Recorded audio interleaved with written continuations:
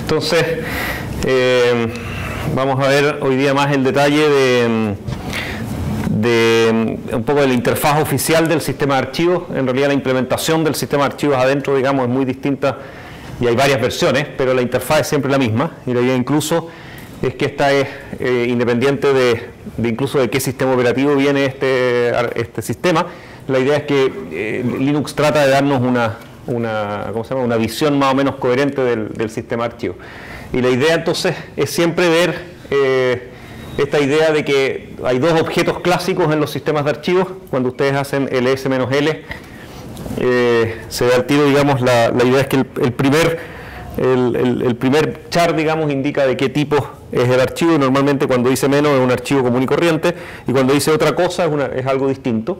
Lo que más uno ve en el sistema de archivos son estos menos, que son archivos como hojas del árbol, si ustedes quieren, y D, que son directorios, ¿no es cierto?, carpetas intermedias, que son estas cosas donde uno puede seguir poniendo más archivos o más subdirectorios también, digamos, ¿eh?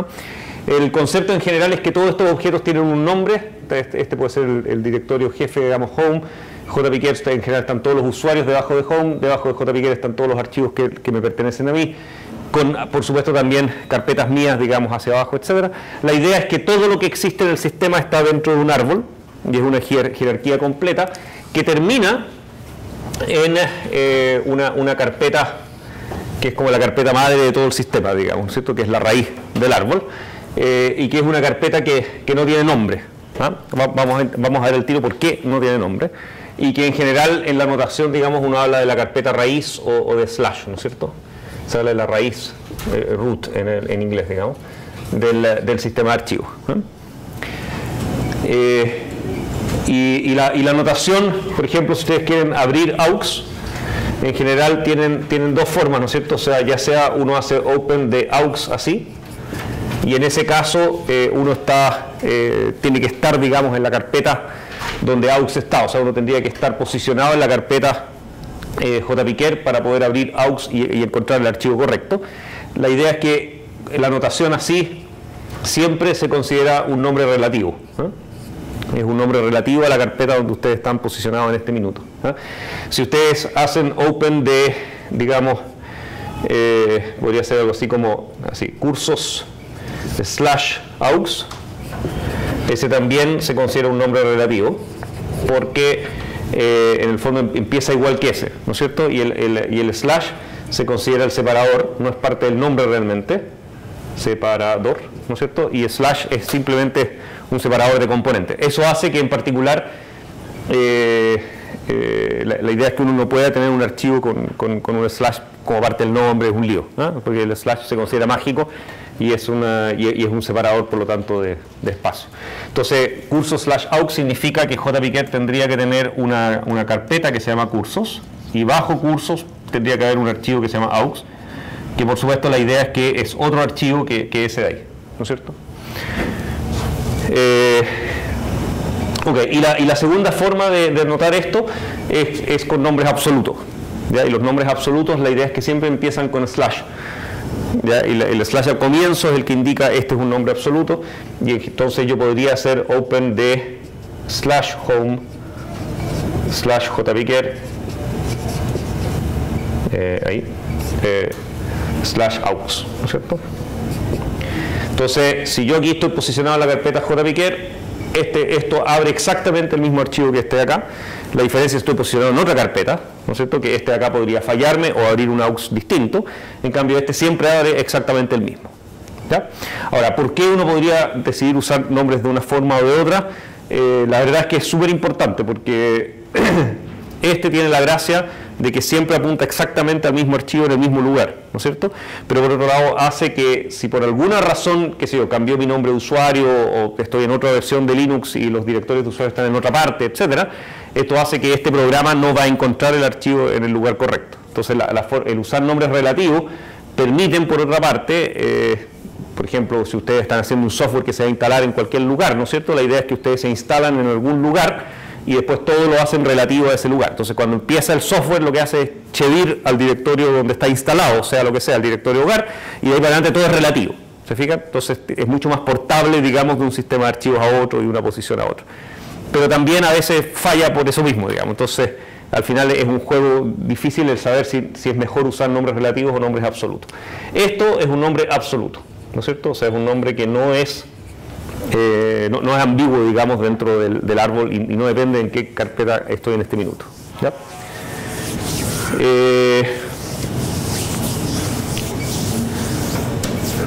Sí. ¿Escrito así puede ser un archivo o un directorio? Sí, de hecho todo escrito de cualquier forma puede ser todo, ¿no? O sea, el nombre no implica nada con respecto al tipo, es básicamente una convención, que los puntos C sean programas en C, es porque decidimos que fuera así para más claridad, pero en realidad es un archivo común y corriente, ¿te fijas? Y es más bien las aplicaciones que a veces, el compilador de C podría, o make, por ejemplo, toma decisiones en base a los puntos algo, pero en realidad ese punto, cuando es aux.c, por ejemplo, ese punto es parte del nombre nomás. Es un carácter común y corriente que forma parte del string que es su nombre, ¿no? O sea, desde el punto de vista del sistema de archivo, es un archivo común y corriente. Y tú podrías tener un directorio que se llame p.c y ser un directorio y todo va a funcionar bien. Solo es confundidor para el usuario, ¿no? Es nada más que una tradición.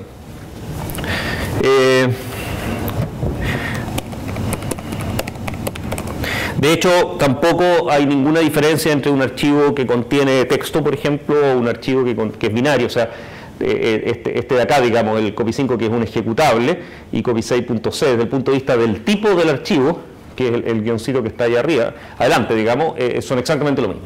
Uno es binario y es ejecutable, y el otro es texto, digamos, ASCII, ¿no es cierto? Pero desde el punto de vista del sistema de archivos son la misma cosa, es simplemente un archivo que está lleno de bytes adentro. Ya, con respecto a la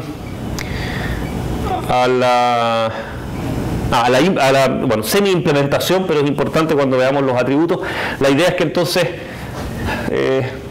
la idea es que todos los objetos que existen en el sistema de archivos, entonces son ubicables por un nombre, ¿ya? La idea es que si ustedes quieren abrir, por ejemplo, la carpeta raíz, ustedes pueden abrir slash.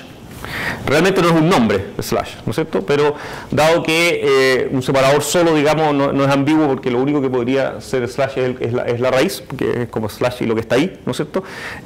Uno puede abrir la raíz directamente con ese nombre. Uno puede abrir todo el resto siguiendo ya sea su nombre absoluto o relativo, ¿no es cierto? O sea, esto de acá se llama slash home y es una carpeta. Esto de acá se llama slash home slash jpker y es una carpeta, y esto de acá se llama slash home jpker aux y es un archivo, ¿ya? Entonces todos los objetos que están acá dentro de este árbol tienen un nombre absoluto y varios relativos por lo demás, y yo los puedo encontrar y puedo preguntar por ellos. La idea es que estos objetos, vamos a hablar así porque vamos a ver que además de carpetas y archivos hay más cosas que pueden estar acá dentro. Estos objetos entonces tienen un nombre, y a través del nombre yo puedo encontrar un montón de atributos, ¿ya? Tienen un montón de atributos que el S-L de alguna forma me los muestra acá, digamos. Tienen fechas, ¿no es cierto?, que tienen que ver con la fecha de modificación, creación, etcétera. Tienen un tamaño, que es parte de los atributos. Tienen dueños, ¿no es cierto?, que dicen de quién creó ese archivo, etcétera. Y tienen un montón de otras características que están asociados. La idea es que esos atributos forman parte del objeto, o sea, es un objeto que es un nombre y tiene un montón de atributos donde el tipo, si es carpeta o archivo, es parte de sus atributos, ¿ya? Ahora, en general, ¿cómo se hace ese mapeo entre objeto y entre nombre y atributo? La idea es que la idea es la siguiente. ¿Cuál es la mejor forma de explicar esto?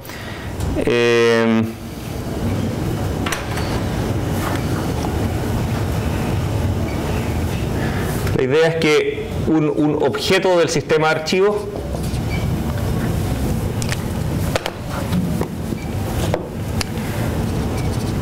tiene un identificador que se va a llamar un inode o inodo, digamos, que ese es su identificador único, ¿eh? Y después tiene todos sus atributos, que son esas cosas, permisos y cosas así, vamos a ver en detalle. Para eso hay una función específica que se llama stat, que es la que lo indica. Y eso es como porque al final en la implementación también es realmente así, pero desde el punto de vista abstracto, la idea es que todo objeto que está en el sistema de archivos tiene un identificador único y un set de atributos, que son todas esas cosas que me muestra el S-L ahí, ¿eh? Y lo que voy a tener, entonces eso es 1. Y 2, lo que voy a tener es un nombre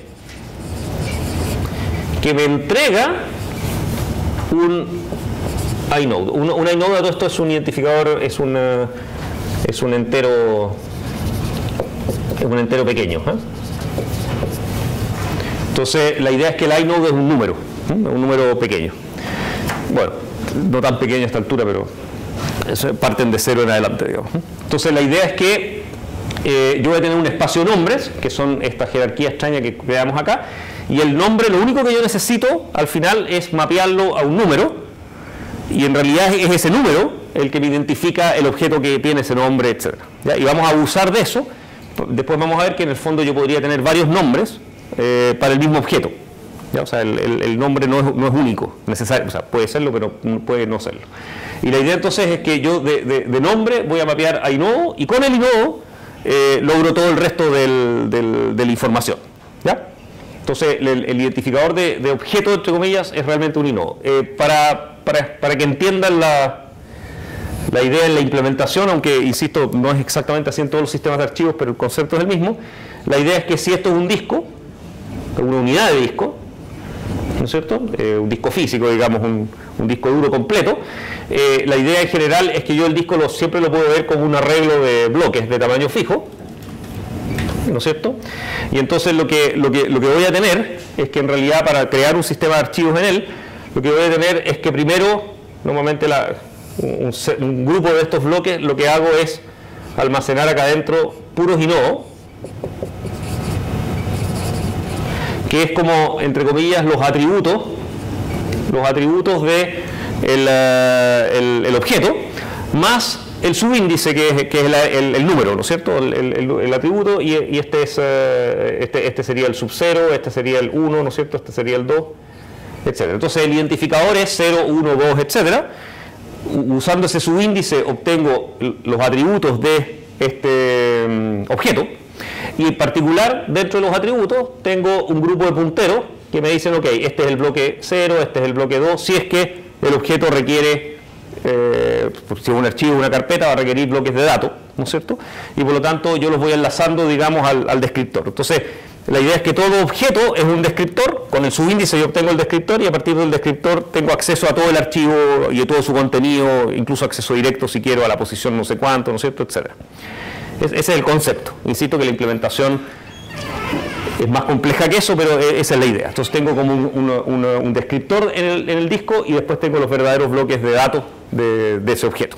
¿Ya? Entonces, a través del... a cambio, si se fijan, el nombre no está en ninguna parte. ¿Ya? O sea, acá adentro no dice el nombre del archivo. ¿Ok? Lo que tengo es un subíndice, los atributos, que son los permisos, el propietario, etcétera, y los punteros a los bloques de datos. ¿Ya? El nombre, lo vamos a ver al tiro, está en otra parte. ¿Ya? Y eso me permite entonces que yo pueda hacer mapeo de nombres a varios descriptores, ¿no? O sea, varios nombres al mismo descriptor, y una vez que tengo el descriptor tengo todo el archivo y todo su contenido.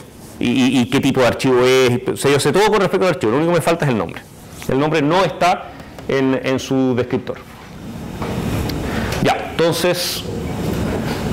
Ok, ¿dónde está el nombre? La idea es que justamente el nombre está... A ver, hagamos el mono, los dos dibujos y tratar de explicar cómo se implementa. La idea es que conceptualmente yo dibujé algo así como slash home jpger aux, ¿no es cierto? Entonces en el fondo esto es una carpeta, esto es una carpeta, esto es una carpeta y esto es un archivo. ¿Ya? Esa era y esto lo escribimos como slash home slash jpger slash aux, y si hacemos open es un archivo. ¿Cómo se implementa esto? La idea entonces ahora es que lo primero es que slash tengo que decidir, ese no tiene nombre, no tiene nada, y por lo tanto tengo que tomar una decisión, digamos, de cuál es slash. Entonces en general slash es un inodo fijo, o sea, yo sé cuál inodo es la raíz del sistema. ¿ya? Y normalmente es ya sea 0, 1, 2, es un número bajo, y son de los primeros, pero está fijo. O sea, en alguna parte dice, en el descriptor del sistema de archivos, de hecho, ok, la raíz del sistema es el inodo tanto, pero tiene que estar predefinido porque eso no tiene nombre y no lo puedo buscar en ninguna parte, ¿no es cierto? No tengo una carpeta donde buscarlo. Entonces, slash, digamos que se mapea al inodo 0, y entonces tengo el descriptor, digamos, 0, digamos, sería el inode, y por lo tanto yo puedo ir a buscar el descriptor y abrirlo, ¿ya? Y la idea es que ese descriptor tiene bloques de datos, ¿ya? Es un directorio, y los directorios siempre son un arreglo de pares donde el primer elemento es un inode, es un número, y el segundo es un nombre, que es un string, ¿no? Entonces, qué sé yo, este va a decir algo así como 4, y el nombre va a decir home, ¿ok? Entonces voy a tener un string adentro del archivo que es home, y va a decir es el inode 4. Entonces, abriendo el 0, puedo buscar, en el fondo, si ustedes se imaginan que alguien tipió open de /home /jpiker /aux, ¿qué es lo que hace el sistema en el fondo? Es abrir el inodo 0, buscar dentro del inodo 0 el string home, ver a qué inodo pertenece, y ahora abre el inodo 4, que es home. Entonces suponemos que este es 0, este es 4, y entonces dentro, home es grande, tiene un montón de elementos adentro, y vamos a empezar a buscar, y de repente vamos a encontrar uno que dirá, no sé, 8, y va a decir jpiker. Entonces lo que hacemos es buscar jpiker acá adentro, y una vez que lo encontramos decimos, es el inodo 8. Entonces ahora tenemos el inodo 8 y lo abrimos, y dentro del inodo 8 tengo de nuevo un montón de arreglos, y adentro tendré una cosa que dirá, no sé, 124, y dirá aux. ¿Se fijan? Y entonces sé que este es 124.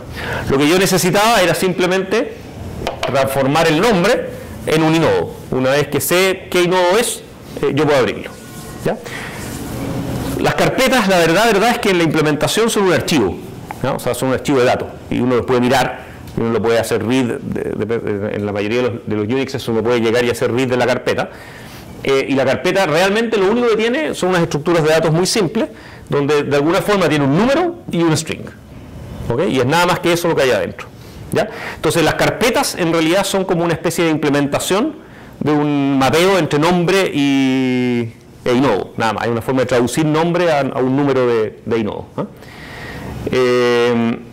Ok, por eso es que la raíz no tiene nombre, porque en el fondo para tener un nombre uno necesita, el nombre está en la idea es como raro, ¿eh? Pero en el fondo uno cuando habla de la carpeta /home, uno se imagina que home es esa carpeta y que todo está contenido dentro. En realidad el nombre home está en la carpeta de arriba, ¿ya? La carpeta /home, su nombre lo dice su padre, no él, ¿ya? Home es simplemente el inodo 4, ¿no es cierto? Entonces, ¿cómo sé yo que se llama home? Porque él lo dice. Si ustedes se fijan, en el fondo, ¿dónde dice que esto se llama home? Lo dice acá arriba, porque esta es la carpeta que dice home en alguna parte y 4. La carpeta home, a cambio, dice cómo se llama jpiker, y ella dice que jpiker es 8, dijimos, ¿no es cierto? ¿Y quién dice que aux se llama aux? Es esta carpeta, ¿ok? Entonces el nombre está siempre en mi padre en el árbol, y yo mismo nunca sé cómo me llamo. O sea, si ustedes tienen acceso directo a aux, a su atributo, su inode, etcétera, no tienen cómo saber cómo se llama. La única forma de saber cómo se llama un archivo es buscarlo en todas las carpetas del sistema y ver dónde se referencia su inode. De hecho, es una pega difícil y lenta porque hay que recorrer todo el sistema de archivos para poder encontrar un nombre de un inode suelto, digamos. Ya. Entonces, recuerden que el nombre es nada más que una forma de encontrar estos objetos, pero en realidad el objeto realmente es nada más que un subíndice y un montón de atributos que definen su tipo, su contenido, etcétera, todo salvo el nombre, ¿ok? O sea, el nombre es una forma de buscar, no es realmente parte de los atributos de un archivo. Ya.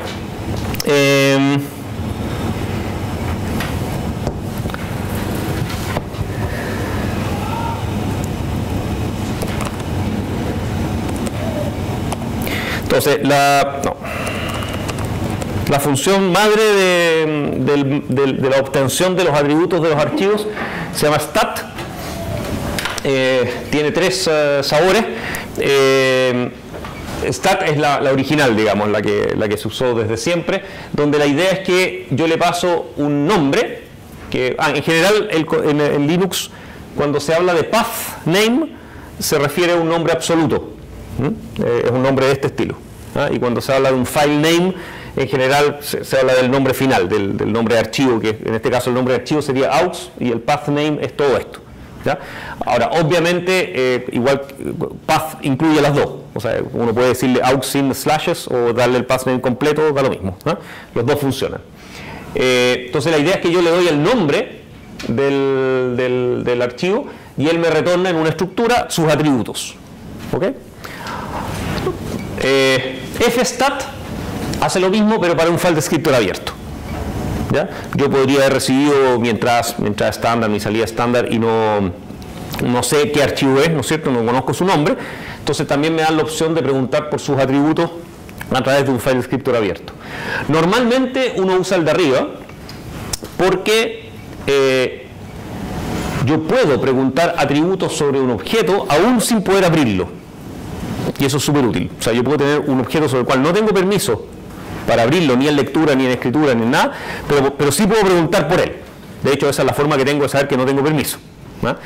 Preguntando cuáles son sus atributos y ahí yo puedo ver, efectivamente no tengo permiso sobre ese objeto. Entonces, es importante que uno pueda, o sea, si solo existiera hasta acá tendríamos un problema, porque significa que cuando no puedo abrir algo no puedo preguntar por qué. Entonces, por eso existe esta versión. Y la segunda la vamos a explicar en un segundo, ese fue un invento posterior. Era porque inventamos después cosas sobre los archivos que al principio no existían, entonces existe ese nuevo sabor. Y la estructura, el struct stat, tiene adentro todo lo que ustedes pudieran querer saber o no pudieran querer saber, está todo sobre ese objeto. Si es un archivo, si es un directorio, qué permisos tiene, para quién es el dueño, cuándo fue creado, cuándo fue modificado, cuándo fue la última vez que alguien lo leyó. O sea, hay un montón de información más que la que ustedes nunca quisieran. Y todo. Entonces lo que uno hace es llamar a stat y después uno mira los parámetros de la estructura que a uno le podrían interesar. ¿No? La idea no es para qué usarlos todos. ¿Ya? Todo eso que el S-L me muestra está ahí, pero hay más que eso incluso, porque hay mucha información en los atributos. Sí. La manera en cómo se llaman los archivos y cómo recorremos el árbol y todo eso es distinto a los archivos del disco, ¿cierto? Sí. La idea es que incluso es distinto de un sistema de archivos a otro. Por ejemplo, en Linux existen por lo menos unos 3 o 4 sistemas de archivos. Hay un default, digamos, que el que se instala, pero hay otras versiones que son un poquito mejores para unas cosas que para otras, y la idea es dejar un poco libre la implementación, pero mantener la interfaz. ¿Ya? Incluso tú puedes tener, por ejemplo, sistemas montados a través de la red, por ejemplo, que tienes un disco en un servidor y el disco es un disco de red, ¿no es cierto? Y la API es exactamente la misma, a ti te da lo mismo. Puedes tener un pendrive que en realidad es un sistema de archivos, un FAT, que son de OS, ¿no es cierto? Son de los muy antiguos sistemas de archivos, pero que son muy simples, y eso el Linux te los transforma para que esta API también se respete. Ahora, a veces, sobre todo con los sistemas de archivos más rascas como DOS, digamos, que tenían menos funcionalidades, hay cosas que uno nota que, hay cosas que no funcionan, porque, como que te las tiene que sintetizar y te las tiene que inventar para ti, digamos, ¿no es cierto? Y de repente se nota que efectivamente hay algo raro. Pero la idea es que todo esto, y el stat y todo funciona y te trata de entregar, te trata de simular de que todo es lo mismo, a pesar de que al final a veces se nota, digamos. Ok. Ya, entonces stat lo vamos a ver después cuando veamos el tema. Las carpetas, los directorios, si ustedes quieren, del sistema de archivo, de nuevo, son como un archivo común y corriente, pero tienen dos características, digamos, que son muy especiales. Una es que adentro tienen un contenido que está muy bien definido exactamente como es, ¿no es cierto?, que es una estructura estándar, etc. Y la segunda es que la idea es que ustedes no lo puedan modificar, o sea, la idea es que ustedes no lo puedan escribir directamente. ¿Ya? ¿Por qué? Porque si uno pudiera escribir en esto como que fuera un archivo, cualquier error del programa, inconsistencia que ustedes dejen, pueden matar todo el sistema de archivos, ¿no es cierto?, y dejar un desastre. Y se considera que el sistema de archivos es algo importante, digamos, ustedes tienen información ahí fundamental, entonces se les obliga a ustedes a pasar por una interfaz especial para escribir en las carpetas, ¿ya? O sea, ustedes no pueden hacer write, ¿ya? Sin embargo, en general siempre se les deja hacer read, y ustedes lo pueden leer como que fuera un archivo, pero y es interesante porque ustedes puede ser que tengan permiso de write, porque permiso de write en una carpeta significa que ustedes pueden agregar y borrar cosas, ¿ya? Pero no pueden hacer write con las primitivas write, ¿ya? Eso el sistema de archivos lo impide para justamente protegerlos a ustedes, digamos, de errores de programación. Y entonces existen otras funciones mágicas para crear cosas, digamos, dentro de las carpetas, en particular crear archivos, crear otras carpetas, ¿no es cierto?, borrar archivos, todos son primitivas distintas, ¿ya? Y todas existe una primitiva bajo nivel para hacerlo. Y eso permite entonces garantizar que las carpetas siempre tienen un comportamiento predefinido. La idea es que si ustedes crean una carpeta vacía, en realidad nunca está vacía. Una carpeta nunca está vacía completamente. Una carpeta nueva siempre garantiza que tiene por lo menos dos entradas predefinidas. Una va a decir, ok, un inode siempre, que no tengo idea cuál va a ser, y un nombre que va a ser punto. Y otra con otro inode number, que sea cual sea, y que va a ser punto. Entonces la idea es que punto siempre apunta a sí mismo.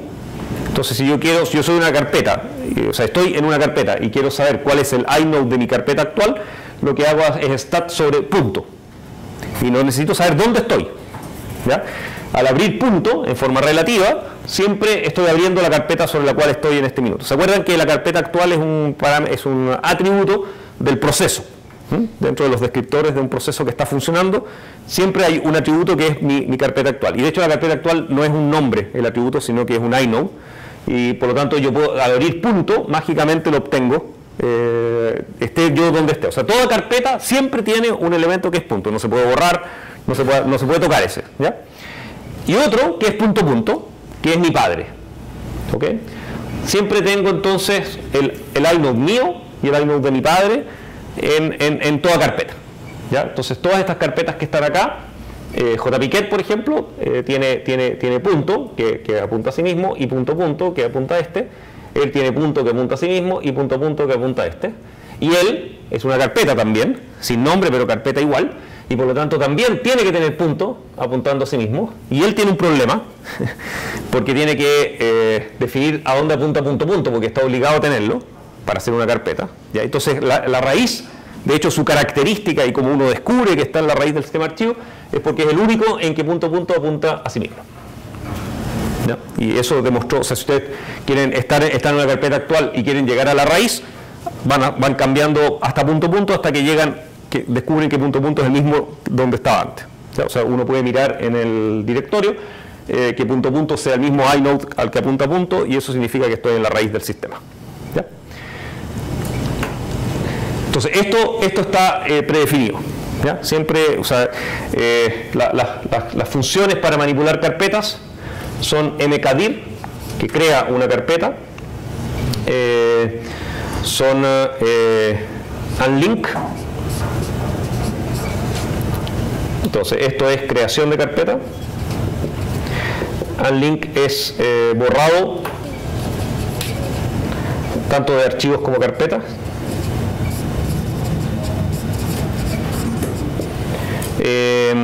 Después les voy a explicar por qué se llama link y no se llama remove, porque en realidad debe haberse llamado delete o algo así.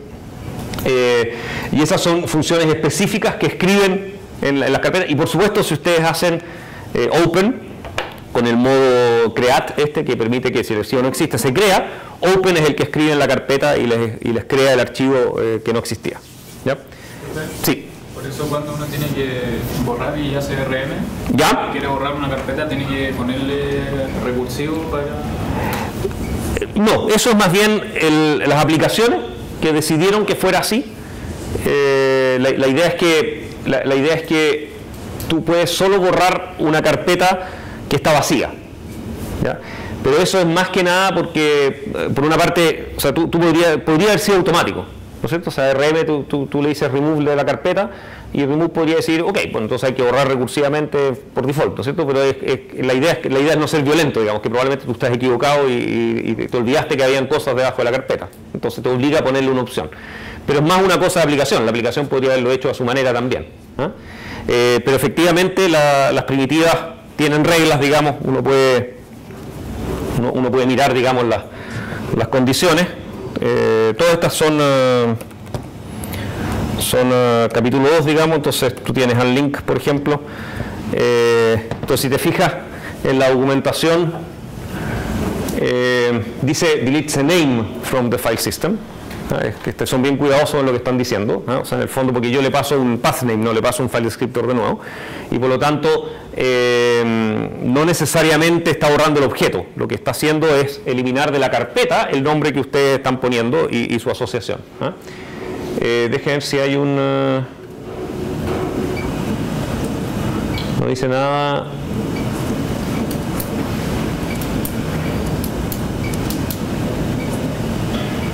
Ya, me pregunto. Ya. Déjenme verificar, no estoy seguro si uno le pasa una carpeta que tiene el caso que preguntabas tú. Yo supongo que si uno le pasa una carpeta que tiene archivos debajo, no va a funcionar. Esa, mi teoría es. Veamos los errores de retorno. Eso de.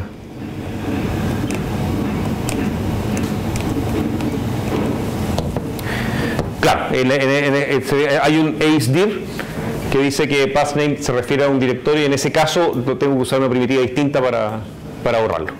O sea, unlink la idea es que es solo para hojas del sistema, no para carpetas. ¿Te fijas? Entonces, hay reglas que hay que respetar, digamos, y debe haber un rmdir entonces, que te va a obligar a solo funciona si es que el directorio está vacío. Vacío significa que tiene punto y punto y punto. O sea, no tiene ningún otro objeto adentro. Y entonces va a fallar si es que tiene cosas y por lo tanto tienes que borrar. O sea, si tú haces un programa que borra recursivamente un directorio, en el fondo tienes que recorrer el directorio, borrar cada uno de esos elementos y recién cuando solo quedó punto y punto y punto puedes hacer rmdir del directorio. ¿Te fijas? Es un bonito... una bonita tarea, esa no la hay. RMD también tiene que modificar al padre, o sea, al punto a punto, tiene que ir para allá y borrar la referencia que tiene hacia... Es que, o sea, si te fijas de la interfaz, en realidad tú le pasas un pathname, ¿ya? Entonces, tú podrías borrar un directorio sin siquiera estar en ese lugar. Ahora, si tú borras el directorio sobre el cual estás parado, buena pregunta, no sé lo que pasa. Pero supongo porque igual tiene un atributo que dice en qué directorio estás parado, así que no sé si o no te dejan o te automáticamente pasas a estar en el padre, por ejemplo, o algo así para ser coherente, ¿no es cierto? Porque el problema es que desapareció, es como cortar la rama sobre la cual estás sentado, digamos, no es muy buena idea. O sea, tú haces rmdir de punto, es entretenido saber qué es lo que va a pasar.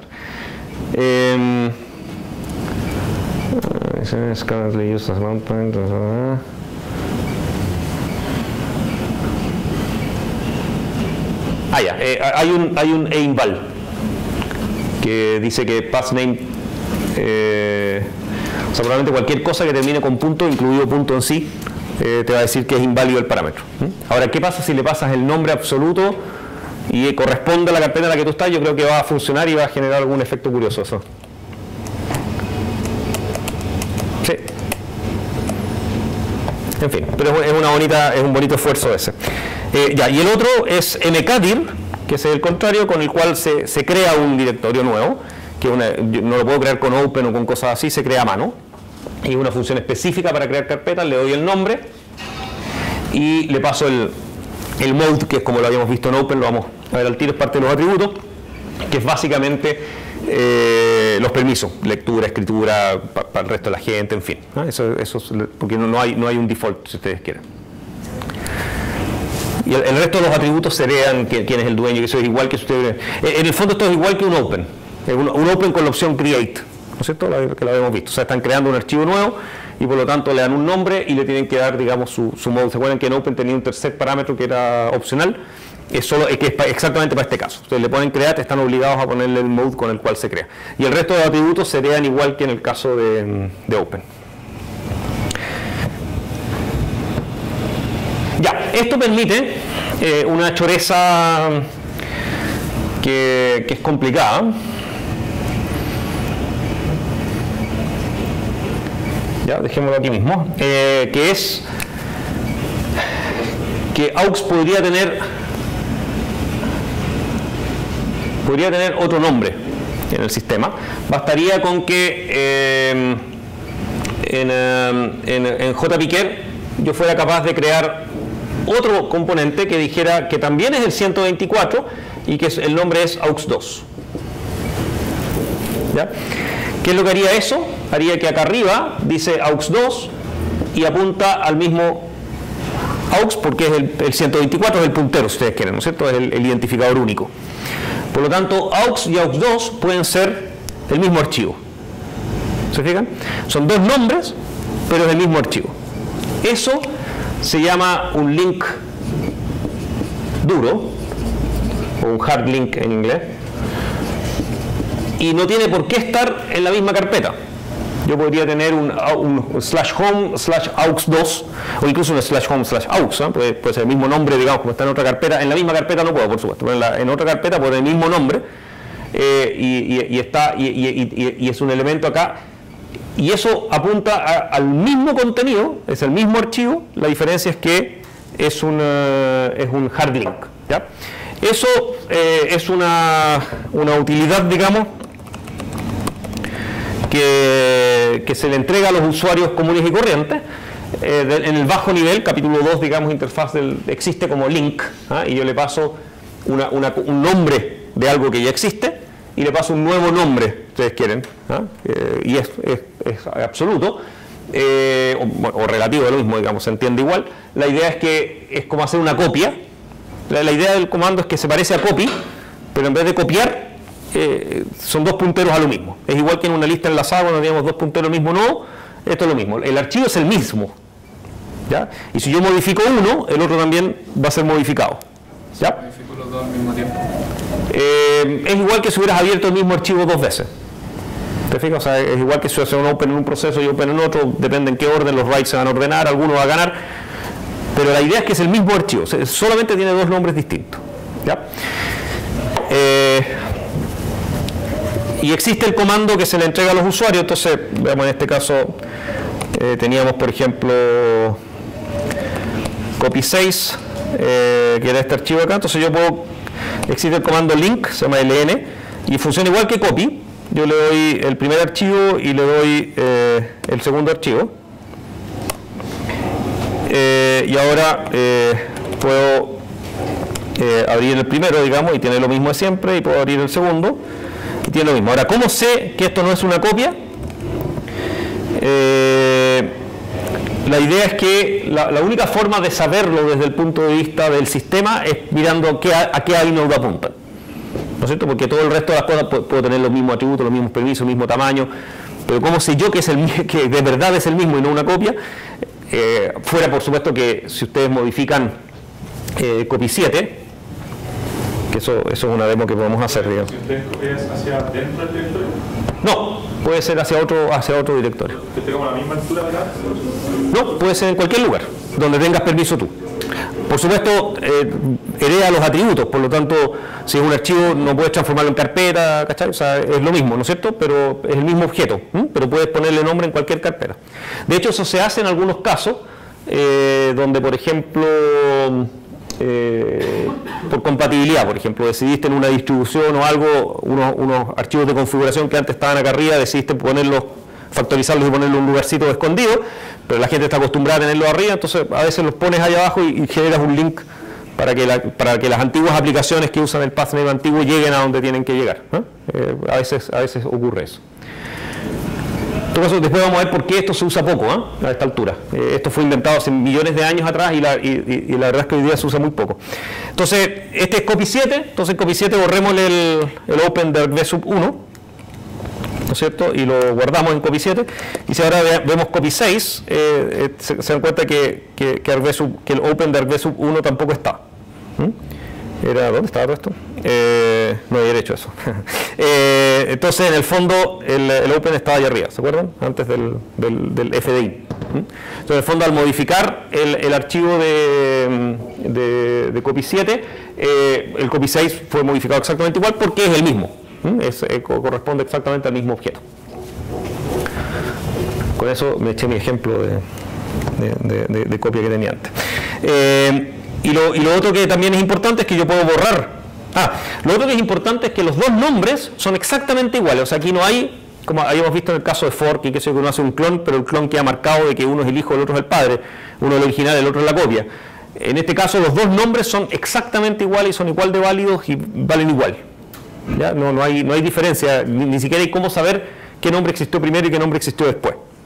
Por lo tanto, ustedes pueden referenciar con cualquiera de los dos nombres y da lo mismo. ¿Ya? Ok, entonces ahora tenemos un problema, ¿sí? Cuando tenemos más de un nombre de archivo, es el problema de entonces cuando se borra ese archivo. En particular, yo ahora, por ejemplo, puedo hacer remove de copy7.c y sin embargo el archivo mismo debería seguir existiendo porque todavía tiene un nombre. ¿Ya? Entonces, en Linux, por eso es que el comando, en el bajo nivel, el comando remove se llama unlink y no remove. Porque en realidad lo que hace es borrarle un nombre al archivo y no necesariamente borra el archivo. ¿Ya? La regla es, yo borro el nombre y si este era el último nombre que le quedaba al archivo, borro el archivo. O sea, libero el espacio en disco y qué sea. Entonces, en el fondo, la regla es que dentro de los atributos, estos de acá, hay un atributo extraño que se llama el link count, que es un contador, que es como un reference count, que dice cuántos nombres tiene este archivo en el sistema de archivos en este minuto, este objeto. ¿Ya? Entonces, si miramos copy 6 y copy 7 ahora, y le hacemos un ls-l, ¿ya? Y bueno, probablemente deberíamos hacer un ls-l de copy 5, digamos que no ha jugado en este juego. Hay un numerito del que nunca hemos hablado, que anda dando vueltas por ahí, que es este de acá, que dice cuántos links tiene ese archivo en este minuto, que en el fondo es cuántos nombres en este sistema de archivos tiene este objeto. ¿Ok? Entonces, copy 6 y copy 7 tienen dos links, que son sus dos nombres. En cambio, copy 5 tiene uno solo. Entonces, yo sé que si yo borro copy 5, va a liberar el espacio en disco y se va a desaparecer ese archivo. En cambio, ahora puedo borrar copy 6 o puedo borrar copy 7 y el espacio en disco sigue existiendo. ¿Ya? Entonces, si yo hago remove, que en realidad llama a unlink en el bajo nivel, ¿no es cierto? Si yo llamo remove de copy 7 o de copy 6, aquí da lo mismo cualquiera de los dos nombres, y ya hacemos de nuevo el s-l de copy 6, lo único que hizo fue bajarle el link a 1. ¿Ya? Entonces, recuerden de nuevo la regla es, mientras el contador de link, digamos, sea superior a 0, el espacio en disco se conserva. ¿Ya? Okay. Las carpetas son simpáticas. Si ustedes crean una carpeta test y hacen ls-l, bueno, hay que decirle así, creo. No, porque sí, hay que ld. Sí, ahí la interfaz es un poco desgraciada, porque si yo hago ls de una carpeta, mira lo que hay dentro de la carpeta. Yo lo que quiero es que me muestre los atributos de la carpeta. Entonces, si le digo d, dice quiero los atributos del directorio, no de la carpeta, no de lo que hay adentro. Entonces, test es una carpeta vacía, no hay nada adentro, pero si miran sus atributos, tiene dos links. O sea, las carpetas, a diferencia de los archivos, cuando ustedes las crean, siempre tienen dos nombres. ¿Ya? ¿Cuáles son esos dos nombres? Son test en la carpeta de arriba y punto en ellos mismos. ¿Okay? O sea, ellos siempre tienen dos versiones apuntando a ellos. Cuando ustedes crean la carpeta test, en este caso que está aquí, test, entonces tienen un nombre test que apunta aquí, y adentro de test tienen el nombre punto que apunta a ella misma. ¿Ya? Y a todo esto tienen punto punto que apunta acá. Entonces JPKer incrementó su número de links en 1 cuando ustedes crearon la carpeta. ¿Ya? Entonces, de hecho, si ustedes miran una carpeta y miran su número de links, ese número menos 2 es el número de hijos que tienen. O sea, número de subdirectorios que tienen, porque los archivos no cuentan. ¿Ok? Entonces yo puedo, mirando una carpeta, yo puedo saber cuántas subcarpetas tiene sin siquiera mirar abajo, digamos, ¿no es cierto? Simplemente sabiendo el número de links. ¿Tú me ibas a preguntar algo? Sí, en este caso el DRM que hizo antes funciona como para deslinkear. Sí. ¿Funciona de la forma? No, RM es unlink. ¿Ya? O sea, RM llama a unlink, es un programa que llama a unlink. Pero borra en el caso de que tenga un solo archivo. Es que unlink es así. La primitiva del kernel es así. ¿Ok? Es ella la que se encarga. Si tú llamas unlink y tienes y tu link count era mayor que 1, simplemente decrementa el link count. Además de borrarlo de la carpeta y qué sé yo, ¿no es cierto? Pero si ese link llegó a 0, unlink se encarga de liberar el espacio en el disco. ¿Ya?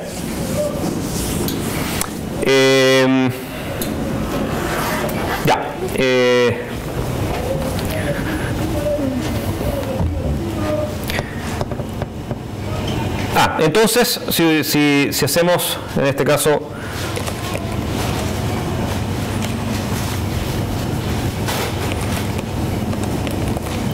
si ustedes miran cuántos link counts tenía a punto, tenía 8. Fíjense, en el fondo significa que yo tengo 6 subdirectorios, y al borrar test, ¿no es cierto?, que era el subdirectorio, me quedan 7, ¿no es cierto?, porque o sea, los puntos van siempre contabilizando dentro de los link counts. Sí. Está suponiendo que no haya otro archivo que apunte carpeta. Ya, lo que pasa es que en los viejos tiempos uno podía hacer links duros a carpeta, y alguien se dio cuenta de que eso era súper peligroso, ¿ya? En particular porque si tú permites hacer hard links a carpeta, te puedes encontrar con un sistema de archivos que dejó de ser un árbol y se transformó en un grafo, ¿ya? Y cuando tú aceptas que un sistema de archivos puede ser un grafo, ya no lo puedes recorrer recursivamente feliz sabiendo que siempre va a terminar.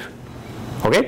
Entonces, a pesar de que inicialmente se podía, una época, creo que una época que todo el mundo lo podía hacer, después una época que solo el superusuario lo podía hacer, y ahora ya no se puede hacer, ¿ya? Es ilegal. Y se inventó una nueva forma de hacerlo porque es reútil tener links a carpetas. De hecho, es lo que más uno hace en realidad, es para este tipo de cosas que decía yo de compatibilidad, por ejemplo, en vez de poner links a archivos, lo mucho más útil es decir, ok, el directorio tanto ahora se llama de tal forma y todos sus archivos de configuración están ahí. Pero tenía este problema de que si yo hago un link duro, ¿no es cierto?, de /home a un directorio de abajo, a test, y en test pongo un link duro a una carpeta que está arriba, se me genera un ciclo sub muy fácilmente, digamos, en 2 etapas uno puede hacer un ciclo fácil, y de ahí para adelante, digamos, recorrer eso recursivamente es un desastre. Y está lleno de aplicaciones que recorren recursivamente el sistema de archivos buscando cosas, indexando, por ejemplo. Entonces yo necesito, y por supuesto se puede recorrer un grafo recursivamente una vez que uno sabe que es un grafo, sin caer en un loop, pero es mucho más complicado y necesitas anotar en un montón de lugares por donde estás pasando, ¿no es cierto? Tienes que marcar los nodos, en fin.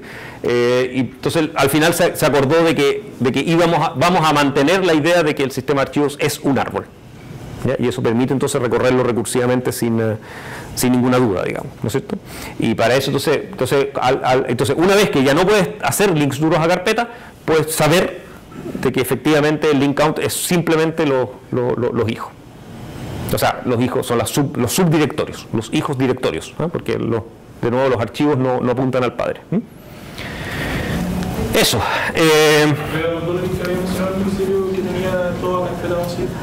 Su nombre, o sea, test, que es el nombre que tiene en el padre, y punto, que es el nombre que tiene en la misma carpeta apuntando a sí mismo. ¿Está bien? Y el padre incrementa en 1 su link count dado por punto. ¿Te fijas?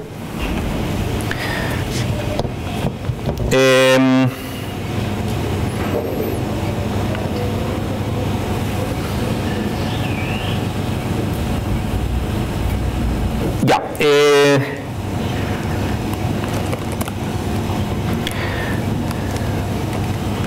Ya. Aquí vamos a hacer un poquito de trampa. Esta idea de cómo abrir el directorio, cómo tratar las carpetas y buscar archivos y qué sé yo, esa es la única parte en la cual yo encuentro que usar las funciones de verdad bajo nivel es demasiado bajo nivel y no tiene ningún sentido. Yo en esto recomiendo usar las funciones oficiales de la libc, ¿ya? Que igual son suficientemente bajo nivel y complicadas de usar. Que en realidad la idea, o sea, si ustedes quieren abrir un directorio y manipularlo, recuerden que no lo pueden escribir, salvo usando link al link y ¿cómo se llama? Y mkdir y ese tipo de funciones, pero sí pueden leerlo y pueden obtener la estructura de datos y leerla, ¿ya? Entonces, en vez de hacer un read bajo nivel y tratar de parsear eso y qué sé yo, porque además no siempre son exactamente iguales el contenido de las carpetas de un sistema, o sea, eso no es portable, la versión binaria. Entonces, la forma portable de leer una carpeta es usando la libc, ¿ya? Y eso existe en esta función, esto oficial, esto incluso funciona en Windows, es parte de la biblioteca estándar de C. La idea es que entonces tienen un opendir con el cual le pasan el nombre de la carpeta y obtienen una cosa rara que se llama un dir asterisco, se parece al file asterisco que obteníamos con fopen y qué sé yo, ¿no es cierto? Y después tienes un fd opendir que sirve si es que ustedes no saben cuál es el nombre de la carpeta, pero tienen un fd abierto hacia esa carpeta. Y básicamente obtienen un dir asterisco y después, que es parecido a hacer un open, y la gracia es que después uno puede usar unas cosas raras que se llaman readdir,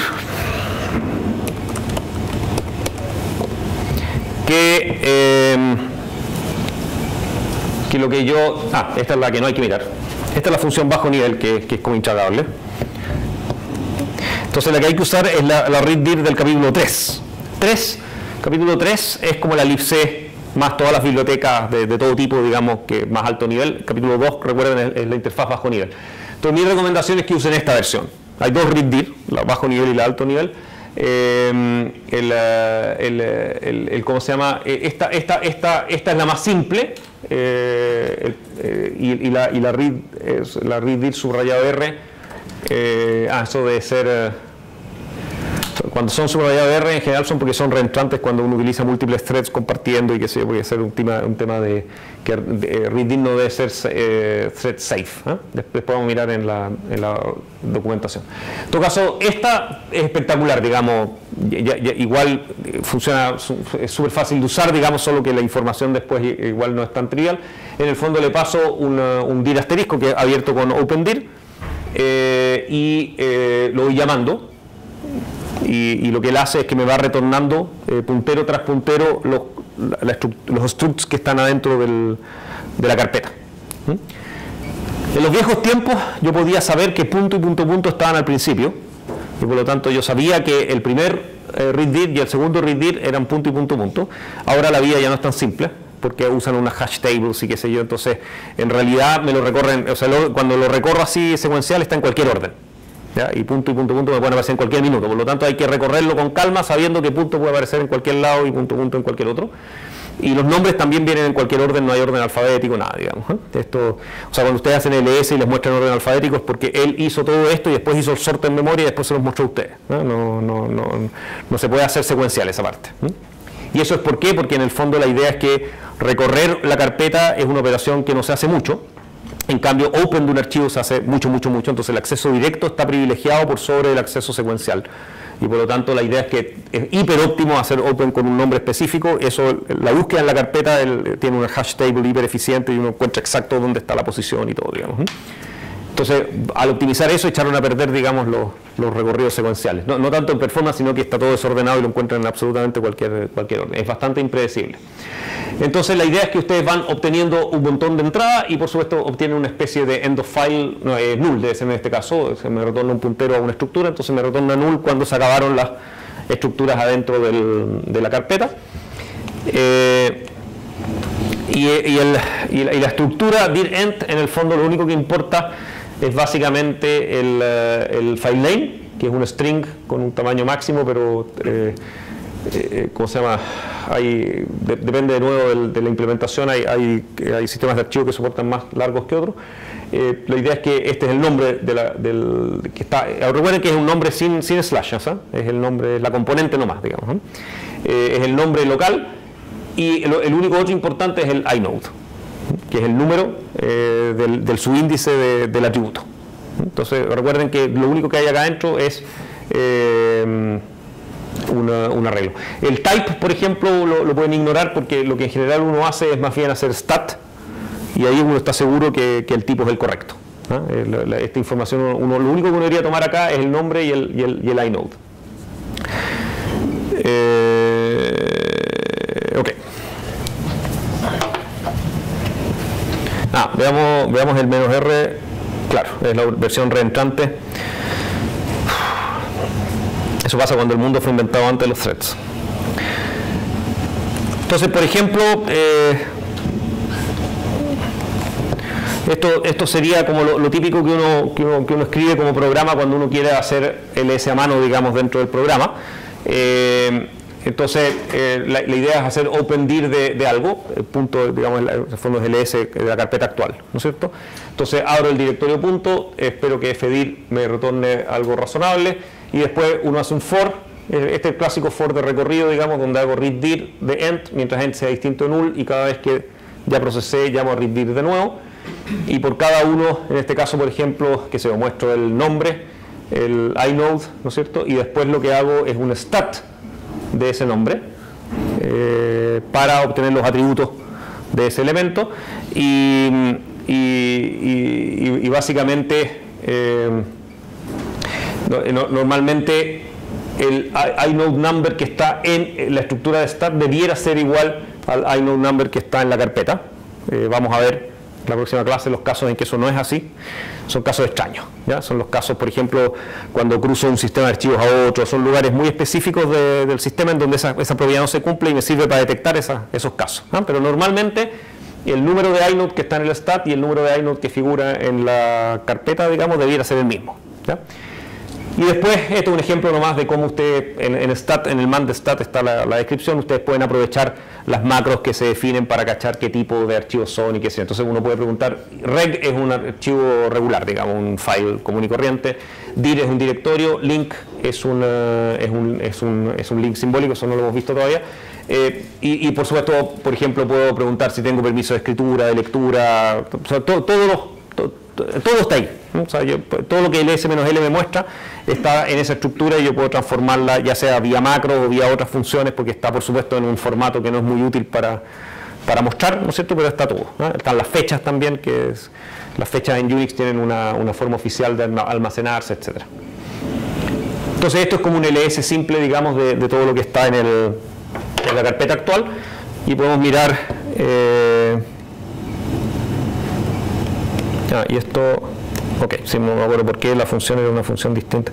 Creo que era una tarea o era una pregunta de control.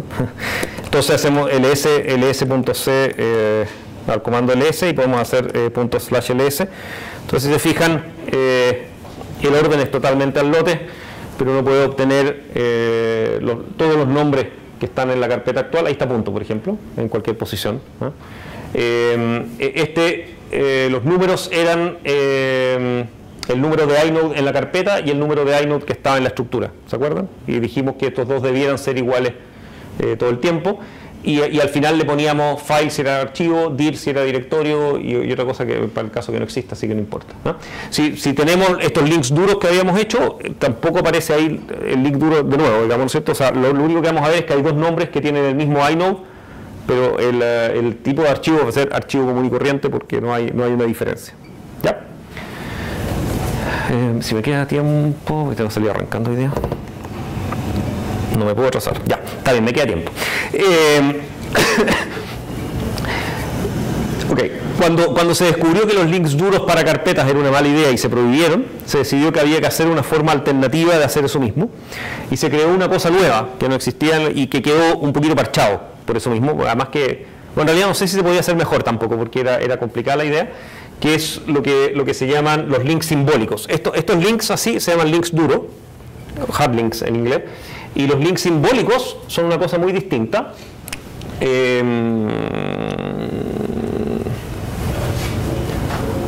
Borremos esto. Entonces, un link duro es otro nombre en otra carpeta o en la misma carpeta compartiendo el mismo inode, ¿no es cierto? Dos nombres compartiendo el mismo inode. La otra idea es lo que se llama un link simbólico. Un link simbólico trata de implementar lo mismo pero de una forma muy distinta, y eso hace que al final es muy distinto. La idea es que, ok, yo tengo mi home jpiker aux, y quiero efectivamente que tenga otro nombre en el sistema, pero lo que hago es que ahora, digamos, mi aux2, ¿no es cierto?, que era mi aux2, tiene otro inode, o sea, ¿cuánto era aux? Dijimos 8, entonces ahora vamos a tener un aux2 que va a ser 9, y va a ser una cosa rara, ¿ya?, que se va a llamar un link simbólico. Es otro tipo de archivo. Teníamos archivos y carpetas por ahora nomás, ¿no es cierto? Esto va a ser otro tipo de archivo, que es un archivo link simbólico, y adentro de este archivo lo que vamos a escribir es el nombre de aux. ¿Okay? Entonces en el fondo es como un puntero simbólico o algo así, es como un representante, ¿ya? Entonces cuando ustedes abran aux2, aux2 nos va a llevar un objeto que dice yo soy un symbolic link, symlink se llama en abreviado, y acá adentro voy a escribir un string. Que ese string, por ejemplo, en este caso va a ser, en realidad yo me llamo aux. ¿Ya? Entonces, todo link simbólico adentro tiene un contenido que es un string, que es en el fondo como un forward, ¿no es cierto? Es como decir, ok, si usted llegó acá, en realidad tiene que irse para este otro lado. ¿Ya? Y como buen forward, puede ser absoluto o puede ser relativo. ¿Ya? Y son bien enredados los symlinks con eso, porque no es fácil saber a dónde voy a ir a parar, digamos, dependiendo de lo que dice ese link. Pero interpretenlo de la siguiente forma. Ustedes llegaron a abrir esto a jpiker/aux2 y acá adentro van a encontrar un nombre de archivo que hay que interpretarlo relativo a donde está este symlink. ¿Ya? Entonces yo podría decir aux, también podría decir /home/jpiker/aux como nombre. Y también podría decir /jpiker, ya, para que sea todo lo mismo, /aux. ¿Ya? Ahora, todo esto por supuesto es lo mismo en este caso, pero no necesariamente, no se interpreta exactamente igual, ¿se fijan? O sea, esto es, ok, en la carpeta actual en realidad corresponde a este nombre, esto significa, da lo mismo donde yo esté, en realidad lo que yo quiero es que usted abra esta cosa absoluta, y en este caso significa a partir de donde usted está en este minuto, no en la carpeta actual del proceso que está llamando open, sino que donde está este archivo relativo a él, haga la búsqueda de donde tiene en realidad que ir. ¿Ya? Y eso se llama un link simbólico. Esto es totalmente distinto en el sentido que estas dos cosas no, o sea, hay un verdadero aux con un nombre y un inode que es de verdad. ¿Ya? Este de acá no es un verdadero nombre, es como un forward, no sé, es como un alias, ¿ya? Pero este es más rasca que este, si ustedes quieren, ¿ya? Si yo, por ejemplo, borro aux2, a aux no le pasa nada, ¿se fijan? Si yo borro aux se borra y se pierde y desaparece para siempre, porque no, en ninguna parte queda registrado que existe este symlink, no se cuenta, no se protege. ¿Se acuerdan que en el caso de los hard links yo contaba cuántos links tenía y el contenido lo protegíamos hasta que desaparecía el último link?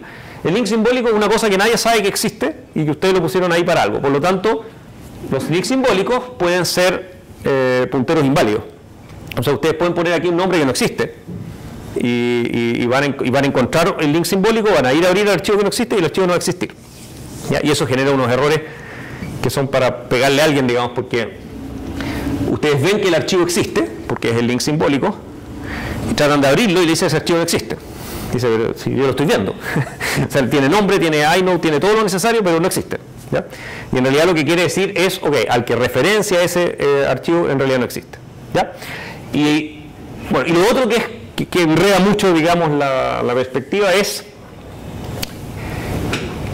que existe aux, tiene sus atributos y sus características, y también existe este aux2 que además de ser un symlink tiene atributos, ¿okay? O sea, alguien lo creó, como tiene un inode, tiene su propio descriptor que dice que es un symlink, pero en el fondo tendría como otro set de permisos, si ustedes quieren, dado que no son iguales, o sea, el descriptor no es compartido, ¿no es cierto? En el otro caso, eso no se los dije, pero es obvio, digamos, de que cuando hay un link duro, si ustedes cambian los atributos del archivo, se los cambian a los dos, porque los atributos están juntos en el descriptor y el descriptor es el mismo. Entonces ustedes cambian los permisos, por ejemplo, cambian el propietario del archivo, los dos archivos cambian porque son el mismo, ¿ya? En este caso, de verdad hay dos cosas. independientes. Entonces la confusión es obvia, y en particular se da mucho cuando ustedes, por ejemplo, quieren saber de qué tipo es AUX2.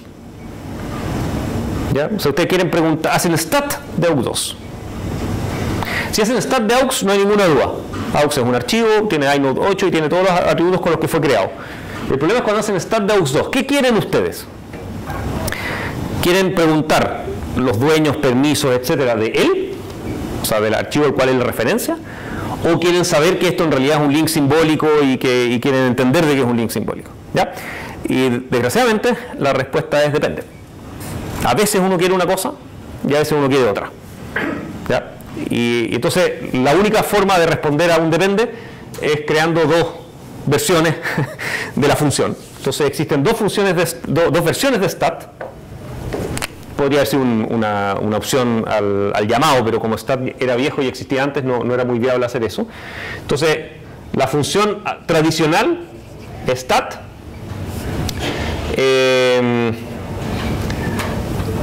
digamos, sería algo así como sigue el link simbólico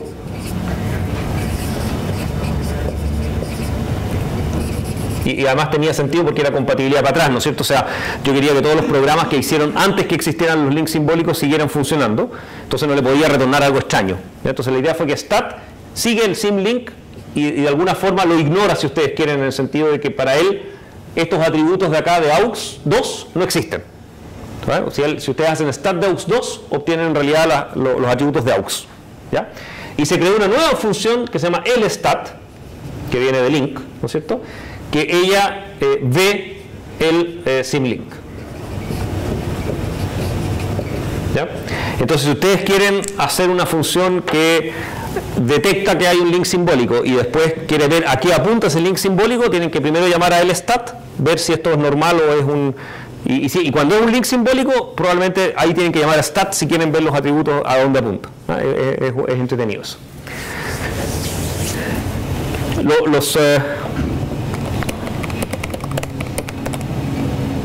A todo esto, no me queda tiempo. ¿Cuál es la forma de crear un link simbólico a mano? Es con una función que se llama, la misma función con la que creamos link duros, que era ln, link, pero le pasamos la opción "-s". ¿Ya? Y después funciona igual que copy, igual que link. O sea, en el fondo primero le paso el archivo que existe y después le paso el nombre nuevo con el que yo lo voy a crear. Entonces podemos hacer lo mismo que antes, creamos un copy 6 y le hacemos un link simbólico a copy 7. Y ahora ustedes pueden hacer